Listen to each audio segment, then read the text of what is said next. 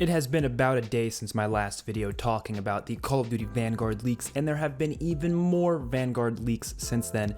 This game, there's just so much information out there now. The floodgates just opened up, man. The leaks were just pouring out. Even the Call of Duty Twitter page themselves were acknowledging these leaks, which I thought was pretty funny. They posted a little clip of a little shot from the trailer, actually, so it was our first little scene from the actual trailer that we're going to see in the game, and I thought that was pretty cool how they posted that. So the reveal should be really soon. I believe August 19th is the date that most people are talking about, so that's definitely very likely to be the reveal for this game. I'm assuming leading up until then, which we have about 6 days until then, we're going to get some more teasers and such leading up to that reveal, which probably will be a Warzone event is my guess. Hopefully it's really awesome. I cannot wait. Of course, we also had Black Ops Cold War Season 5 just released, but there wasn't that much content in there as of right now, to the point where it wasn't that big of an event. I played it a little bit, and I will be doing a video reviewing Season 5's launch content in a little bit, but not right now, because honestly, Vanguard is definitely the hot topic. But what I wanted to talk about today is addressing some of the main complaints that I'm hearing from a lot of the community about Call of Duty Vanguard, and the fact that I think a lot of the complaints are kind of dumb. Now, let me make it clear that I respect everyone's opinion. I think everyone has the right to their own opinion. That is completely fine. But if I hear your reasoning for that opinion to be something that either is just straight up invalid, something that's straight up wrong, or something that's just, in my opinion, kind of dumb, I'm gonna talk about it a little bit, because you could have an opinion and your opinion can't be wrong. That's how opinions work. They can't be wrong, but your reasoning for why you have that opinion can be wrong. And in this case, a lot of people are having that exact reaction to a lot of the leaks for Call of Duty Vanguard. I think it's very clear that majority of the leaks for this game have been positive, especially from the ones we've been hearing from Tom Henderson, the Ghost of Hope, and all the different people on Twitter. They've been primarily positive things. I mean, shit, they literally just announced from the leaks that there's going to be 16 6v6 maps in this game at launch. That is way beyond what I was expecting, so that alone should get people pretty damn excited. And there's a lot of other positive things that have been going around for this game. So what are the main complaints that I'm hearing? The first one that I've been hearing since like the game was first announced to be, or rumored to be, World War II, is the fact that they don't want the World War II era. So why do people not want the World War II era? Like I said, I completely respect your opinion. If you're just not interested in the World War II era at all, you don't want to see it ever again, that's completely fair. You know, I can't really, be against that. Personally, for me, I like the era. I'm okay with seeing it again. I am also just interested in World War II as a whole, so I'm definitely going to want a game set around it, especially on the brand new engine. It'll be really nice to see that on next-gen consoles as well, so I'm very excited for all of that, so I was never against it. And regardless, I don't really think the era defines the game. Just because it's set in an era does not mean it's automatically going to be just like every other game that's set within that era. I think people kind of forget that World War II is a pretty big conflict. It lasted 6 years, had a variety of battles, had a variety of countries involved. I mean, it was a world of war, so obviously there's going to be a lot involved in it, and it seems like this is going to have a lot more stuff than COD World War II did within 2017, because that COD only focused on the European theater. This one's going to be focusing on the European theater, the Pacific theater, stuff in like North Africa, and even stuff after World War II, which seems to be like what the main game's campaign will be based off of, and there will be flashback missions to the war that'll kind of add on to the characters' stories. So it basically has everything. It sounds like a very well-rounded World War II game, and when it comes to Call of Duty, we haven't had that many World War II Call of Duties, at least as of recently. Of course, the first couple of Call of Duties were all set in the World War II era, and then of course you had World at War, and then you had COD World War II. That's literally it, and think about it, only one of those came out in the past 12 years. World at War was literally 13 years ago. I think people kind of don't realize that. Time's going by pretty fast. I know. I was there during World War II's launch, or World at War's launch. I've been playing since 2006, so I was always there. And yes, it doesn't feel like that long ago, which just kind of further proves that time goes by fast as shit as you get older. And it really sucks that that's the way life is, but it's just how it is. And I think people don't usually keep up with that, and they don't realize, damn, we really haven't had that many World War II CODs in a long time. In COD World War II in 2017, it only focused on one little tiny part of the war, really. It focused on that one story. And yes, the multiplayer had a little bit more guns that were not used in the European theater, but in terms of maps, they don't really go beyond the European theater all that much. They did a little bit, but not really all that much. We were kind of hoping for some Pacific Theater DLC, but we never really got that. So COD World War II didn't do all that much, and yes, that was back in 2017. We're 4 years later now, so the game's engine is very different now. Obviously, Modern Warfare's new engine is very, very advanced, and this game's going to be able to utilize that. This game's also going to be able to utilize the next-gen consoles, so it's going to be a next-gen Call of Duty World War II experience. That's very exciting, and it's been 4 years since COD World War II. Regardless, 4 years, that's enough time for me to be like, yeah, I'm okay with seeing that era again. And again, era does not define the setting. There's multiple settings within a specific era, so there's a lot they can do with it. I mean, if we see a COD World War II game next year as well in 2022, then I'll start complaining. I'll agree with you guys. I'll be like, all right, that's a little ridiculous, but that's not what we're getting here. So what's the issue? Again, if your issue is that you just don't like the World War II era, that's fine. But I mean, a lot of people's reasons for why they don't like the World War II era in Call of Duty are usually pretty invalid. For example, I've heard people say they don't want it because they think the pacing of the game is going to be slow because of it. The era of the game has absolutely nothing to do with the pacing of the game. It has absolutely no correlation to how fast or slow this game will be. Yes, you're not going to have exosuits most likely, because it's, you know, a World War II game. I mean, if they wanted to make an alternate history World War II thing, I always wanted them to do that, but they're obviously not going to do that here. That's the only, I guess, part where movement would, you know, have a difference there, but as a whole, no. The only thing that really affects the pacing of the game is the map design, the time to kill, the different game mechanics. That's what matters, and the game mechanics aren't really going to be centered around the World War II era. I know COD World War II, they decided to go with like the dolphin diving again, and that's really it, I guess. I mean, that's the only like movement thing that I guess was affected, but that has nothing to do with the era. They just want to do dolphin diving, because why the hell not? It's already been leaked that this game's going to have sliding, just like Modern Warfare and Cold War, so you don't have to worry about that. We're going to have your traditional sliding, just like always, and if the map design is good, hopefully it is, it's still going to be fast-paced, and the guns, yes, they're older guns, but just because they're older guns does not mean they're going to be slow. Yes, World War II guns are not as good and not as reliable and, you know, viable in real life as, like, modern-day guns, but it's a video game. They can make these guns as good as they want them to. They can make them as fast as they want them to, and it doesn't make a difference. They're not going to make them 100% realistic to history, to like how they work in real life, because that wouldn't be fun. I think we all would agree you would have to make the PPSH a crappy weapon, because let's be real here, in real life, PPSHs aren't that great. They're very unreliable. They just not, especially compared to what we see today. So yeah, obviously they're not going to make them 100% accurate to what they are in real life. The only things that, in my opinion, should be accurate to how they are in real life is the sounds of the weapons in some ways, and the reload animations, because it just adds some realism to it and makes it feel a little bit more, I guess, like satisfying, I guess, in a way. That's all I really care about. But in terms of the performance of these weapons, no, they should not be accurate to how they are in real life at all. And some people just complain because they don't want to see another World War II game, because COD World War II is a game that they didn't enjoy. There's, again, no correlation there. Just because a previous game with the same era is a game that you didn't like does not mean this game's automatically going to be trash. That doesn't make any sense. So yeah, let's just forget about that point, because it's not a very good argument, I'll be honest. And the next complaints that I've been hearing, and probably the worst complaints, and the ones that just, they make no sense to me, and I really don't think these people actually care that much. They just want to complain about something, so they kind of make up a complaint that they think works, but in reality it doesn't. I see a lot of people complaining that the game is not going to be historically accurate because there's a woman and a black person on the main cover art of the game, and also that there's going to be wacky cosmetics because there were some leaked skins and cosmetics that seem a bit out of what you'd be used to seeing within Call of Duty World War II, or not Call of Duty World War II, World War II in general, the era. That complaint to me, I just don't get, right? Okay, first of all, it is historically accurate for the campaign.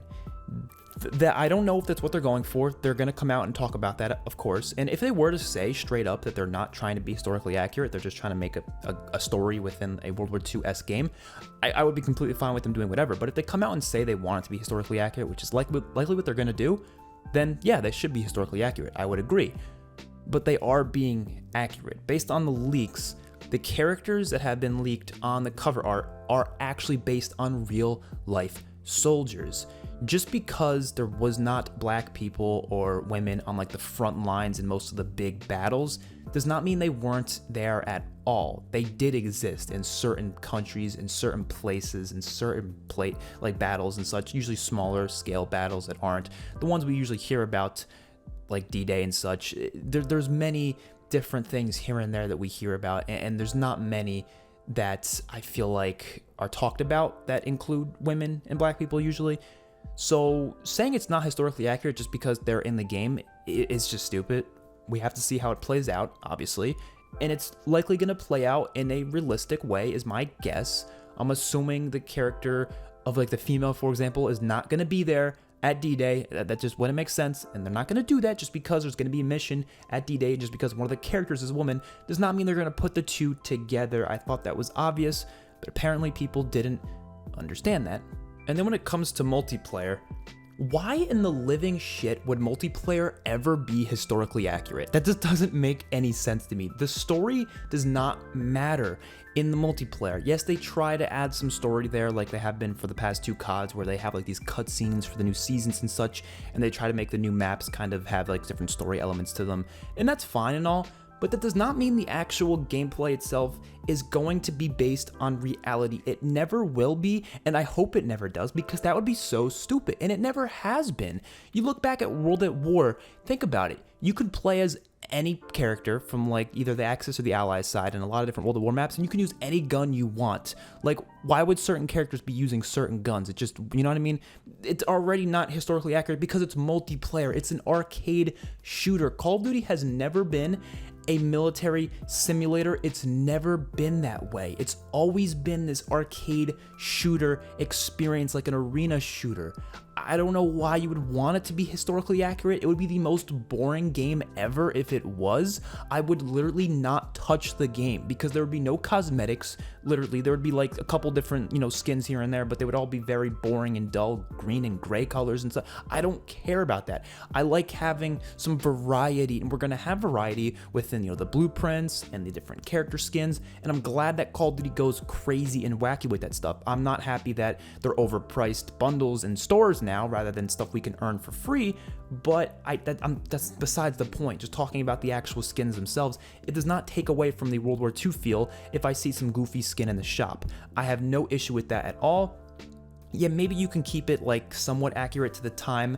Like, for example, putting like a dab emote would be kind of like, what the fuck? But they're not doing that. They never did do that, not even in COD World War II. And what I really liked about COD World War II is they actually kept a lot of that stuff. It's still goofy, but they kept it sort of towards the time period, which I thought was really cool. Like, for example, some of the emotes are like dance moves from that era. Like dance moves that you'd see people doing in that era from different songs that came out around that time.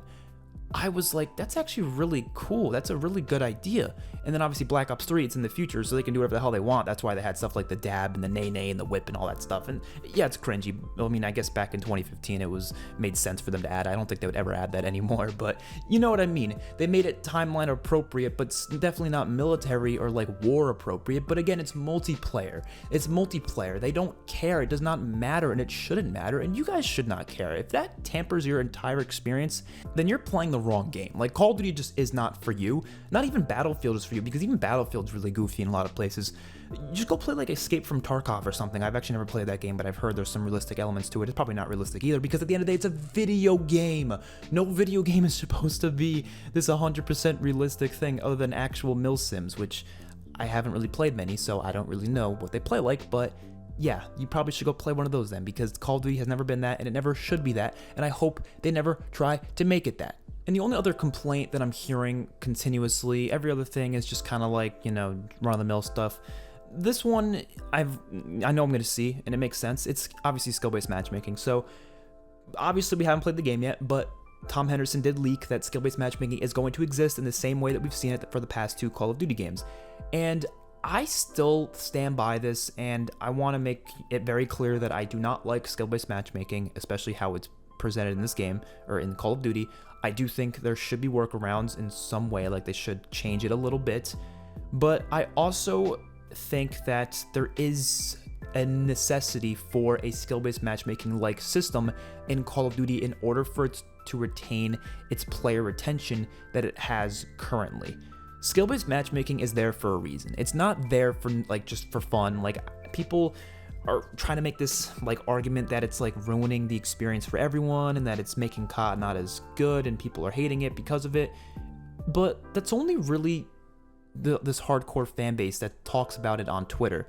When it comes to the majority of players, skill-based matchmaking is helping them and it is making their experience better, and that's why it exists. They wouldn't make it exist if it wasn't making majority of players happy. They just wouldn't do that. Why would they do that? You know, it wouldn't be helping them if majority of people hate it and if majority of people are stopping to play their game because of it. Because like supply drops back in the day when they had supply drops, it was something that we all kind of were okay with at first, but as time went on, people started getting annoyed by it to the point where it was turning people off from the game as a whole. It wasn't a thing that like people were like, oh, I actually like that I'm playing because of supply drops. Most people were stopping because of it, and even because of the futuristic stuff, which, like I said, I like the futuristic stuff, but I'm just saying a lot of people didn't. They stopped playing the game because of that, like majority of people. So they were like, oh shit, we need to get people back, so we gotta go, change up our stuff. But skill-based matchmaking, there's no reason for them to change it because people aren't leaving. COD is still doing really good regardless of what people are saying. Yes, there's a big community right now that is pissed at this game for a lot of different reasons, but skill-based matchmaking is not what's causing that to happen, really. It's mainly stuff like just anti-cheat. I think in Warzone is the big conversation there, a lot of different balance issues here and there, and that's just the hardcore community too.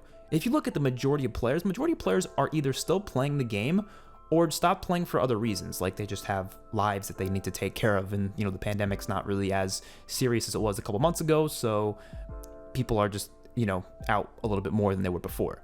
That's kind of how it is.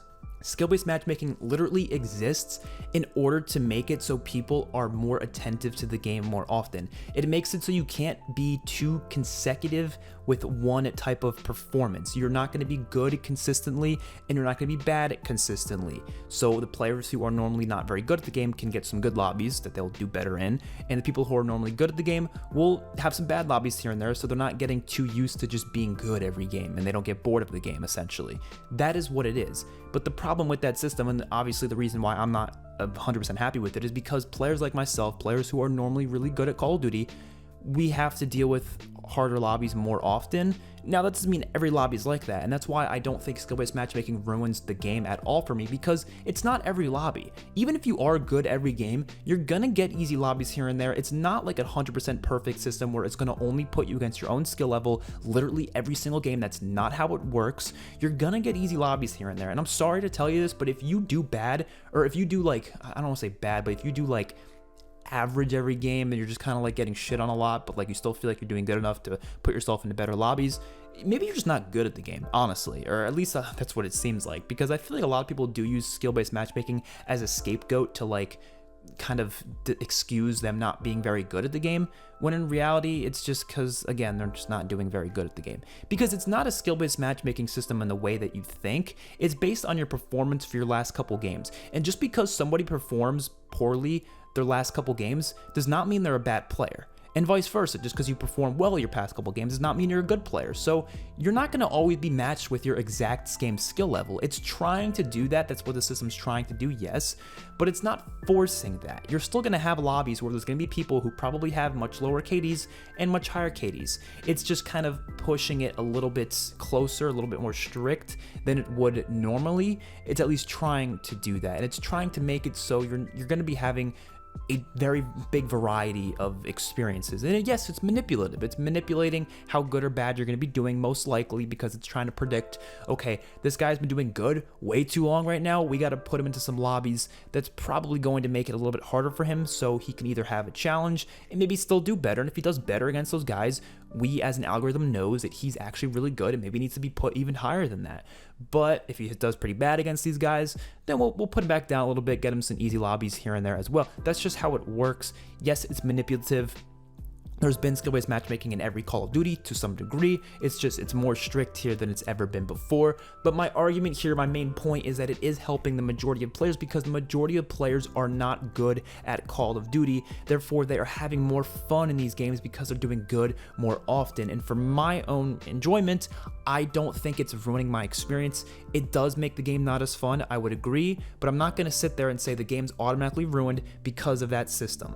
That's all I'm saying. And if you have a problem with that, let me know in the comment section below.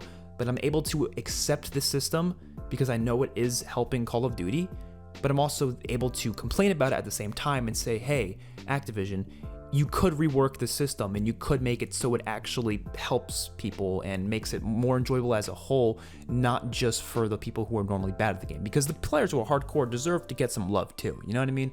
So I do think there's some stuff they can do, and one of the main things they can do is make it so the game gives ways to have fun even when you're doing bad. I think Call of Duty is not that fun when you're playing poorly.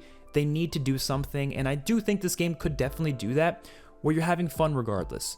And I think stuff like map-based events and stuff and just fun challenges and grinds is huge as well, because grinds don't really have much of an impact on how good or bad you're doing in a game.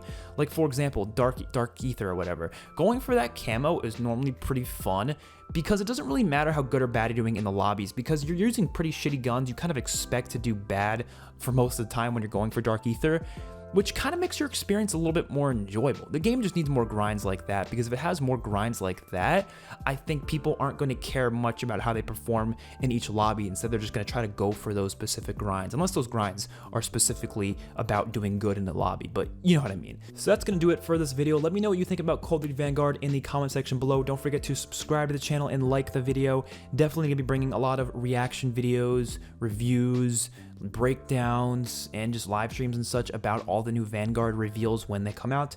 So yes, hopefully you guys enjoyed. I'll see you guys in the next one. Peace out.